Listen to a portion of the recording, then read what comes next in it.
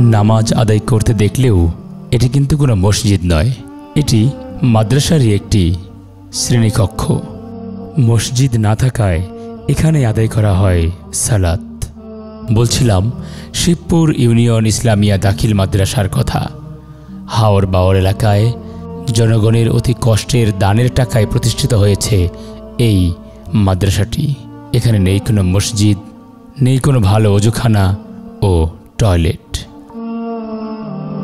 আমাদের এই জায়গায় যদি মসজিদ নির্মিত হয় তাহলে এই এলাকার জনবসতি এবং শিক্ষার্থীরা মসজিদে নামাজও পড়তে পারবে এবং দ্বীনের একটি চর্চা কেন্দ্র হবে। পাশাপাশি আপনাদের মাধ্যমে যদি একটি মাদ্রাসার ভবনও নির্মিত হয় তাহলে আশা করা যায় যে এলাকায় তাওহীদ এবং শিরিক মুক্ত একটি ইসলামী সমৃদ্ধ সমাজ গঠনের ক্ষেত্রে জনগণ এবং শিক্ষার্থীরা অগ্রণী ভূমিকা পালন করতে পারবে ইনশাআল্লাহ।